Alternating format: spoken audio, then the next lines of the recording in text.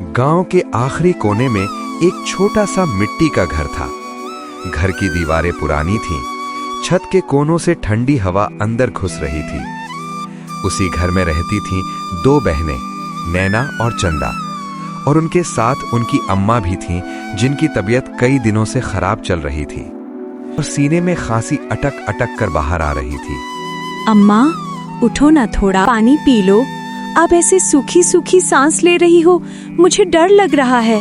बेटी, अब देह में जान नहीं रही। ऐसा लगता है जैसे शरीर नहीं, बस हड्डियां रह गई हैं। सांस की जैसे बोझ बन गई है। अम्मा, आप रात भर खांसती रहीं, आपको आराम भी नहीं मिला। आपने एक बार भी चैन की सांस नहीं ली।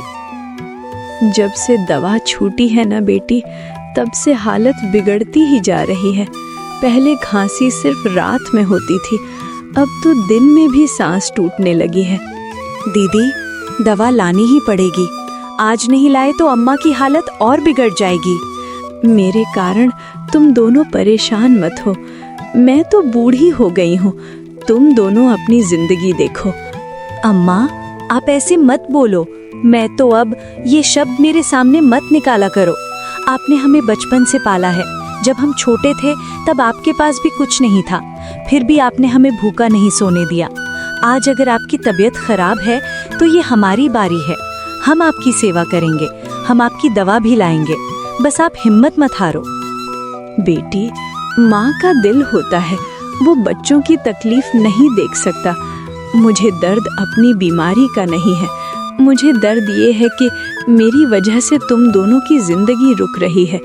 अम्मा, आप फिर वही बात कर रही हो। आपको पता है ना, हम आपके बिना कुछ नहीं है। आप हमारी माँ हो। आपने हमारे लिए कितनी रातें जाग कर काटी हैं। अब अगर हम आपके लिए 2 दिन जाग रहे हैं तो इसमें क्या बड़ी बात है। तुम दोनों बहुत अच्छी हो, लेकिन मैं डरती हूँ अगर दवा नहीं आई तो ये खांसी, ये कमजोरी मुझे अंदर से तोड़ देगी। दवा आएगी अम्मा, और आज ही आएगी। मैं कसम खाकर कह रही हूँ। आज चाहे हमें पूरी रात मेहनत करनी पड़े, चाहे हमें किसी के घर काम करना पड़े, पर आपकी दवा हम लेकर आएंगे। दीदी सही कह रही है। खाली बैठने से कुछ नहीं होगा।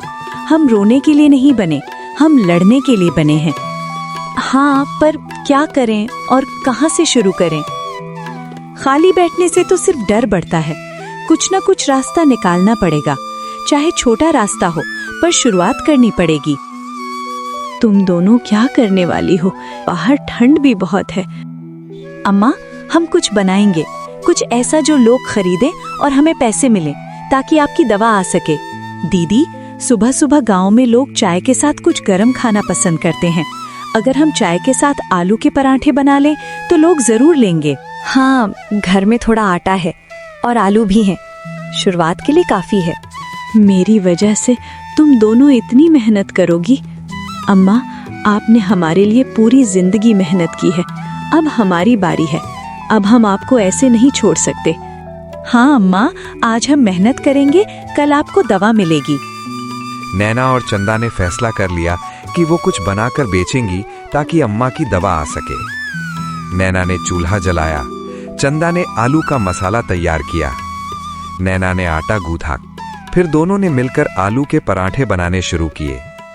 अम्मा खाट पर बैठकर उन्हें देख रही थीं। ध्यान रखना बेटियों, अच्छे पराठे बनाना। अम्मा, आप चिंता मत करो, सब ठीक होगा। आज हम कम बनाएंगे, पहले देखेंगे लोग क्या कहते हैं। लोग जरूर लेंगे दीदी, बस एक बार शुरुआत हो जाए। भगवान तुम्हें सफल करे। नैना ने पराठों की थाली संभाली, चंदा ने चाय की केतली उठाई।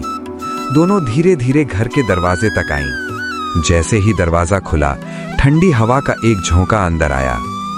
गली अभी पूरी तरह जागी नहीं थी, लेकिन कुछ लोग चाय की दुकान की तरफ जा रहे थे।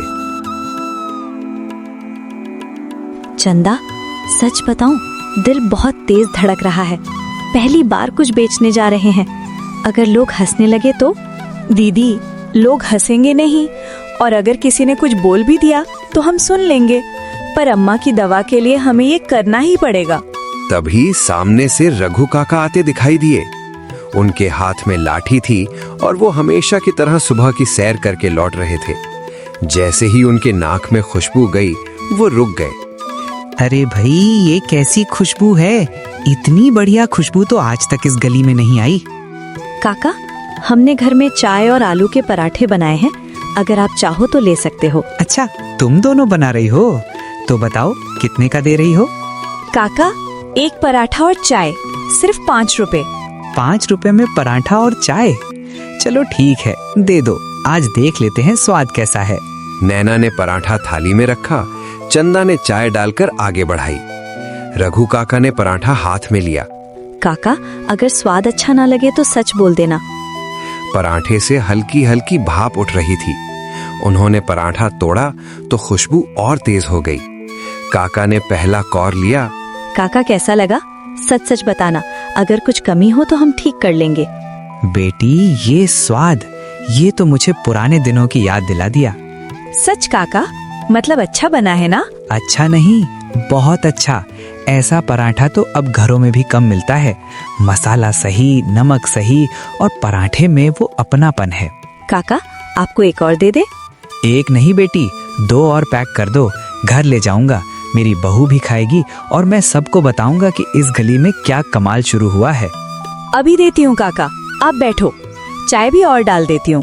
और सुनो, कल भी बनाना। मैं सुबह सुबह अपने दोस्त भी लेकर आऊंगा। तुम्हारा काम चलेगा, बस ऐसे ही मेहनत करती रहना। रघु काका जैसे ही आगे बढ़े, उन्होंने गली में आवाज भी लगा दी। अरे सुनो, नैना चंदा के घर पर गरम पराठे मिल रहे हैं, एकदम बढ़िया। रघु काका के जाने के कुछ ही मिनट बाद गली में हलचल बढ़ने लगी। जो लोग पहले बस गुजर रहे थे, अब रुक रुक कर देखने लगे। अरे भाई, ये खुशबू कहाँ से आ रही है? रघु काका बोल रहे थे नैना चंदा के घर पर पराठे मिल रहे हैं। चलो देख लेते हैं। वैसे भी सुबह की चाय के साथ कुछ गरम मिल जाए तो मजा आ जाए। भैया, गरम पराठे हैं और चाय भी है, घर के बने हैं।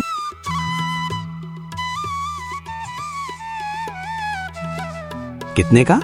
एक पराठा और चाय 5 रुपए। 5 रुपए में? इतना सस्ता और खुशबू भी इतनी बढ़िया। भैया, एक बार खाकर देख लो, फिर खुद बोलोगे। पहला आदमी ने पराठा लिया और फिर कौर खाते ही उसकी आंखें खुल गईं। अरे वाह, सच में मजा आ गया। ये तो पूरा घर वाला स्वाद है। अब तो एक के बाद एक लोग रुकने लगे। कोई कहता 2 दे दो, कोई कहता 3 पैक कर दो। नैना और चंदा दोनों जल्दी जल्दी देने लगी। चंदा, देख रही है, लोग सच में ले रहे हैं। दीदी, मैंने कहा था ना, आज अम्मा की दवा पक्की। चंदा, आटा खत्म होने वाला है। दीदी, सच?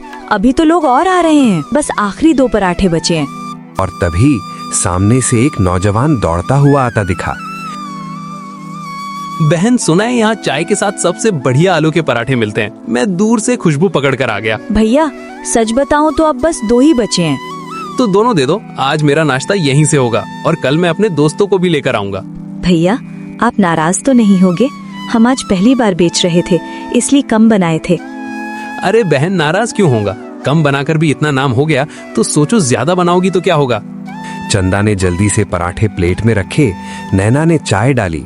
नौजवान ने पहला कौर लिया और तुरंत बोला, वाह, ये तो सच में लाजवाब है। मसाला एकदम सही और पराठा भी बढ़िया सेका हुआ। भैया, कल सुबह जरूर आना, कल हम ज्यादा बनाएंगे। कल तो आऊंगा ही और साथ में 4-5 लोगों को भी लाऊंगा। तुम दोनों का काम चल निकला है। अगली सुबह जैसे ही नैना और चंदा दरवाजे के पास आईं, तभी सामने से 3 औरतें तेज कदमों से आती दिखाई दीं। बीच में थी शांति चाची।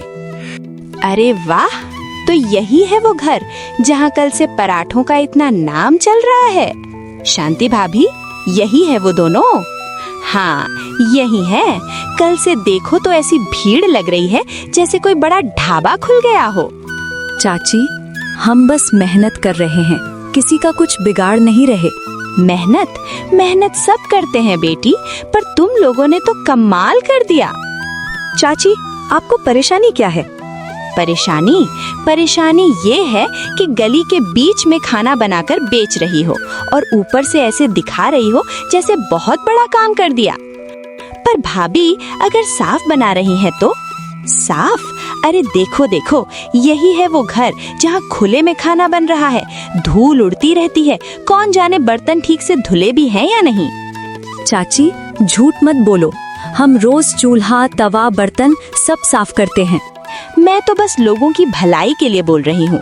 कल किसी का पेट खराब हो गया ना तो जिम्मेदार कौन होगा? तुम।